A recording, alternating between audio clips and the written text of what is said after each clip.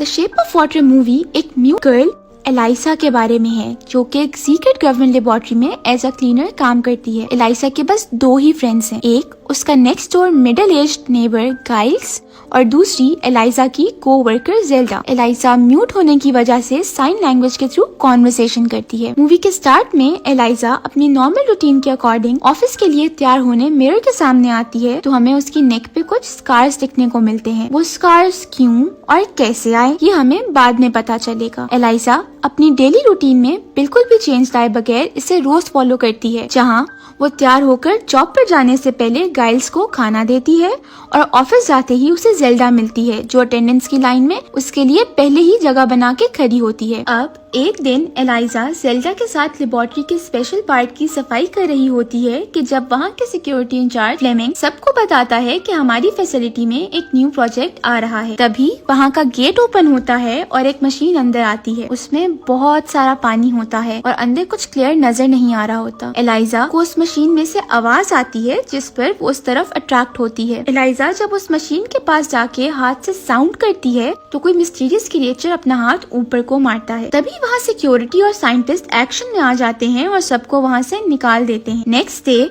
Mail washroom साफ करते हुए एलाइजा और जेल्डा वहाँ कॉलोनल रिचर्ड को देखती हैं, जो उस क्रिएचर को यहाँ लाया है और वो ही उसकी स्टडी का इंचार्ज भी। एलाइजा बेसिन साफ करते हुए उसके वेपन को हाथ लगाने लगती है, तो कॉलोनल एलाइजा को रोक देता है और जब वो अपना वेपन उठाकर वहाँ से जाता है तो बेसिन पर उसके वेपन से लगा ब्लड गिर जाता है। एलाइजा उसे देखकर काफी डिस्टर्ब हो जाती है। नेक्स्ट सीन में एलाइजा और जेल्डा उस स्पेशल पार्ट के बाहर सफाई कर रही होती हैं, जब कॉलोनल ब्लड से भरी शर्ट में बाहर आता है और उसकी 2 फिंगर्स भी कट चुकी होती हैं। उसके पीछे साइंटिस्ट डॉक्टर रॉबर्ट हेल्प के लिए आवाजें दे रहा होता है, क्योंकि कॉलोनल का बहुत ब्लड लूज हो चुका होता है। इस इंसिडेंट के बाद एलाइजा और जेल्डा के dinner time security incharge Fleming उन्हें अपने साथ उस स्पेशल रूम को क्लीन करने ले जाता है, जहाँ हर जगह ब्लड ही ब्लड है। एलाइजा जब फ्लोर पे पानी फेंकती है तो कॉलोनल की टूटी हुई फिंगर्स निकलती हैं। एलाइजा उन्हें पेपर बैग में डालती है और जेल्डा फ्लेमिंग को लेने चली जाती है। एलाइजा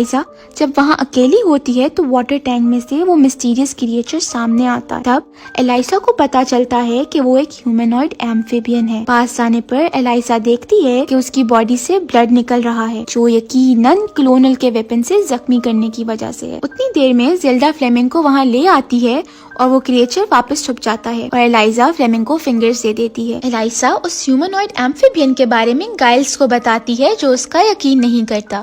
सीन्स लेबोरेटरी में शिफ्ट होते हैं, जहां एलाइजा सबसे छुप के उस क्रिएचर के रूम में जाती है। इस बार वो उसे एक वाटर पूल में बंधा मिलता है। एलाइजा उस पूल के पास जाके एग और स्पून की मदद से साउंड क्रिएट करती है, जिसे सुन के वो क्रिएचर पानी से बाहर आता है। Eliza boiled egg peel off करके उस क्रिएचर को दिखाती है। एम्फिबियन वो लेने के लिए एलाइजा के पास आता है। एलाइजा जब एग उसकी तरफ बढ़ाती है तो वो डर के आवाज निकालता है। एलाइजा उससे दूर हो जाती है और एग को पूल के ऊपर रख देती है। एलाइजा अपनी साइन लैंग्वेज में उसे एग को लेने का कहती है। एम्फिबियन एग पकड़ के पानी में वापस चला जाता है। एलाइजा जब उस रूम से बाहर आती है तो कॉलोनल के बुलाने पर जेल्डा और एलाइजा उस रूम में जाती हैं, जहां कॉलोनल थोड़ा गुस्से में होता है, क्योंकि एलाइजा ने जिस पेपर बैग में उसकी फिंगर्स डाली थी उसमें मस्टर्ड था, जो उसकी फिंगर्स पे लग गया। कॉलोनल उन दोनों की इंफॉर्मेशन फाइल सामने रखे उनसे क्वेश्चंस करता है, जिसके आंसर्स जेल्डा देती है। कॉलोनल के पूछने पर जेल्डा बताती है कि एलिसा म्यूट है। एलाइजा के गले पे स्कार्स देखते पे कॉलोनल पूछता है कि ये कैसे हुआ। तभी जेल्डा एलाइजा की साइन लैंग्वेज ट्रांसलेट करते हुए बताती है कि उसे खुद भी नहीं पता कि ये क्यों है। वो लोगों को रिवर के पास इन्हीं स्कार्स के साथ मिली थी जब वो एक छोटी सी बच्ची थी। कॉलोनल एलाइजा से सिंपैथी करने के बाद उन दोनों को बताता है कि वो इस क्रिएचर को साउथ अमेरिका के रिवर मक से लाया है। इसी दौरान कॉल आने पर उन दोनों को वहां से जाने का कहता है। कॉल पर जनरल हॉइट होता है। कॉलोनल जनरल हॉइट को विजिट का कहता है ताकि इस एसिड के बारे में कोई डिसीजन लिया जा सके। सीन्स उस क्रिएचर पे जाते हैं जो फूल के ऊपर पड़े बॉइल्ड एग के छिलकों को देख के एलाइजा के साइन एक्शंस को रिपीट कर रहा होता है। उसको देख के ऐसे लगता है जैसे वो एलाइजा को मिस कर रहा हो। इस बार एलाइजा उस क्रिएचर के पास एक म्यूजिक प्लेयर लेके जाती है। वो म्यूजिक स्टार्ट करके एक पूल पे रखती है और खुद भी सैंडविच खाना शुरू हो जाती है। जब वो क्रिएचर पूल से हाथ निकालकर एग ले लेता है तो एलाइजा सॉन्ग बंद कर देती है। म्यूजिक की आवाज ना आने पर वो क्रिएचर एलाइजा को वापस से सॉन्ग प्ले करने का कहता है और दोनों म्यूजिक सुनते हुए अपना मील एंजॉय करते हैं। क्रिएचर एलाइजा की साइन लैंग्वेज सीख रहा होता है और दोनों साइन लैंग्वेज यूज करते हुए कम्युनिकेट करते हैं। ऐसा फील होता है कि दोनों क्लोज हो रहे हैं और एक दूसरे की कंपनी एंजॉय करने लगे हैं। एक दिन जब सफाई करते हुए एलाइजा उस क्रिएचर से कम्युनिकेट कर रही होती है तो डॉक्टर हॉफस्टेटलर दोनों को ऐसे कम्युनिकेट करता देख काफी हैरान होता है। सीन्स डॉक्टर हॉफस्टेटलर पे जाते हैं जहाँ हमें पता चलता है कि वो कोई अमेरिकन साइंटिस्ट नहीं बल्कि रशियन स्पाई है जिसका असल नाम डिमिट्री मोजेनकॉफ है। वो अपने लीडर से मिलकर उन्हें उस क्रिएचर के बारे में बताते हुए उसकी पिक्स दिखाता है और सब डिटेल्स देता है। इस बार जब एलाइजा उस क्रिएचर को मिलने आती है तो वो पानी से बाहर बहुत जख्मी हालत से भरा बंदा होता है। एलाइजा परेशानी की हालत में उसकी तरफ बढ़ती है कि अचानक बाहर से आवाज आने पे वो छुप जाती है। इतने में डोर खुल के क्लोनल आता है और दोबारा से उस क्रिएचर को टॉर्चर करता है।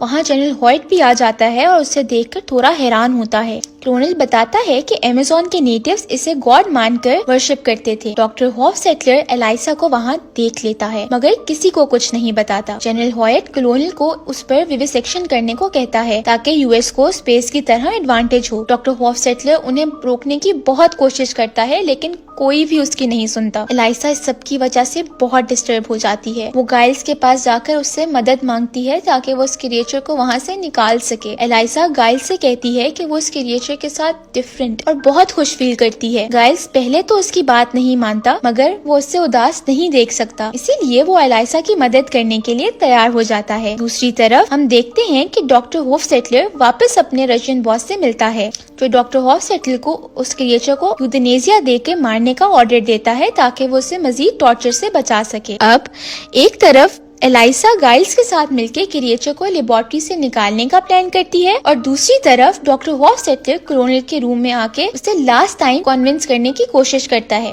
क्लोनल तो कन्विंस नहीं होता मगर डॉक्टर हॉफस्टेटलर उसके रूम में लगे टीवी के थ्रू एक कैमरे मूव होते देख लेता है। सीन्स शिफ्ट होने पर जेल्डा एलाइजा को ढूंढ रही होती है और उसे कहीं ना पाने पे वो खुद ही एलाइजा की लीविंग अटेंडेंस लगा देती है। दूसरी तरफ जब एलाइजा उस क्रिएचर को वहाँ से ले जाने के लिए खोल रही होती है तो डॉक्टर हॉफस्टेटलर आकर उसकी हेल्प करता है। सीन्स गाइल्स की तरफ जाते हैं जो एक लॉन्ड्री बस लिए लेबोरेटरी में एंटर होता है मगर गार्ड को उस पे शक हो जाता है।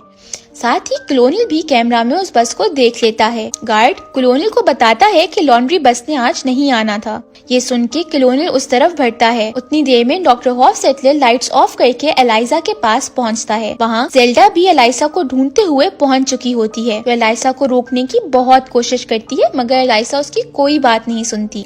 डॉक्टर हॉफस्टेटलर गार्ड को जख्मी करके बस को आगे लाता है और एलाइजा और गाइल्स उस क्रिएचर को वहाँ से लेके निकल जाते हैं। क्लोनल वहाँ पहुँचकर बस पे फायरिंग करता है मगर उसे रोक नहीं पाता।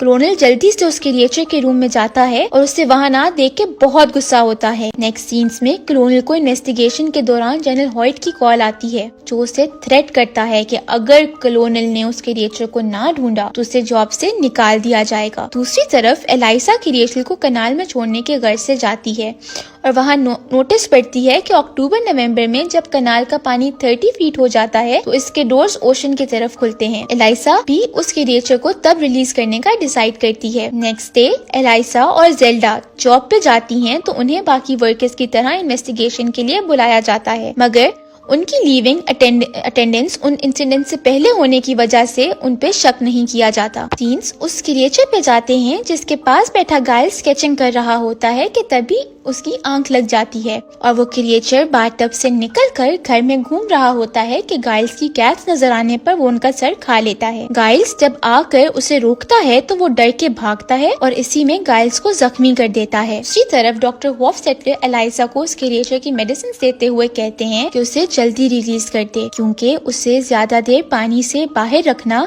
उसकी जान के लिए खतरा है। डॉक्टर के वहाँ से जाने पर एलाइजा की एक को वर्कर आकर उसे गाइल्स की अर्जेंट कॉल के बारे में बताती है। घर पहुंचने पर गाइल्स बताता है कि क्रिएचर घर से भाग गया है। गाइल को जख्मी करने की वजह से उस क्रिएचर के हाथ पर खून से दीवार पे काफी निशान लगे थे। एलाइसा उन्हें फॉलो करते हुए क्रिएचर को ढूंढ के वापस घर ले आती है। एलाइसा के समझाने पर क्रिएचर नॉर्मल हो जाता है और कैट से फ्रेंडशिप कर लेता है। एलाइसा जब गाइल की बैंडेज कर देती है तो वो क्रिएचर गाइल्स के पास आता है और गाइल्स के हाथ पर अपने सर पर और अपना हाथ गाइल्स के सर पर रखता है। ऐसा करने के बाद उसकी पूरी बॉडी इल्यूमिनेट होती है और उसके बाद वो अपना हाथ गाइल्स के जख्म पर रखता है और वहाँ से चला जाता है। नेक्स्ट डे गाइल्स जब सो के उठता है तो उसकी बैंडेज उतारने पर दिखाया जाता है कि जख्म बिल्कुल गायब है और गाइल्स के सर पर भी बाल उग आए हैं और ये क्रिएचर ने मैजिकली हील किया था। वक्त के साथ दिखाया जाता है कि एलाइसा एंड वो क्रिएचर करीब आ गए हैं और एक दूसरे से मोहब्बत करने लगे हैं। एक दिन एलाइसा सब टनल्स बंद करके वॉशरूम में बहुत सारा पानी जमा करके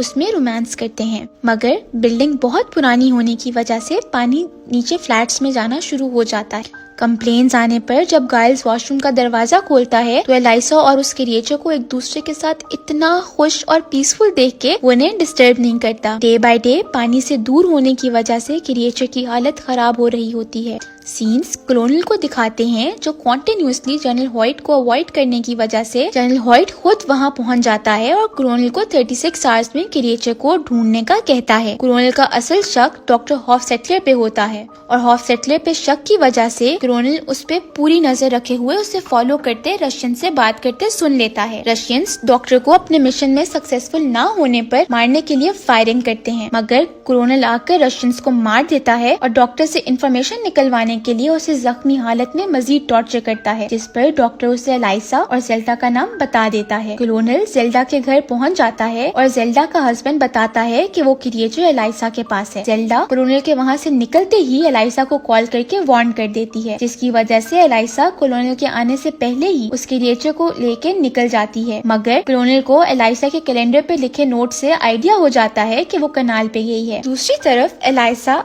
कैनाल पर क्रिएचर को बाय बोल रही होती है कि कलोनियल वहां पहुंचकर गाइल्स को जख्मी करता है और एलाइसा और उस क्रिएचर को शूट कर देता है। गाइल्स उठकर कलोनियल को लॉग से जख्मी करता है और एलाइसा के पास जाता है। वहां वो क्रिएचर 2 बुलेट्स लगने के बाद भी उठ के अपने हाथ से अपने जख्म हील कर लेता है और फिर कलोनियल की तरफ भरकर उसका गला काट के मार देता है। इतनी देर में जेल्डा भी पुलिस लेके वहाँ पहुँच जाती है। वो क्रिएचर वापस एलाइसा की तरफ जाता है और एलाइसा को गोद में उठा के पानी में जंप कर देता है। जेल्डा और गाइल्स वहाँ खड़े देखते रह जाते हैं। पानी में जाकर वो अपनी पावर्स की मदद से एलाइसा को हील करता है, जिससे एलाइसा की नेक के स्कार्स भी उस क्रिएचर की बॉडी जैसे हो जाते हैं। एलाइसा होश में आती है और वो दोनों किस करते हैं। वहीं मूवी एंड हो जाती है। व्यूअर्स, अब इसी एंडिंग की बात की जाए तो एलाइसा भी शुरू से ही एक ह्यूमनॉइड एम्फीबियन थी, क्योंकि मूवी के स्टार्ट से ही उसके स्कार्स पे बहुत फोकस किया गया है, जो गिल्स हो सकते हैं, जिन्हें बंद किया गया था और अब वो हील होने की वजह से एक्टिव हो गए हैं। क्योंकि एलाइसा मिली भी एक रिवर के पास थी, तो ये काफी लॉजिकल रीजन भी है। वैसे ये भी हो सकता है कि उसके क्रिएचर ने अपनी पावर्स की मदद से एलाइसा को अपने जैसा बना लिया, ताकि एलाइसा उसके साथ अंडर वाटर रह सके।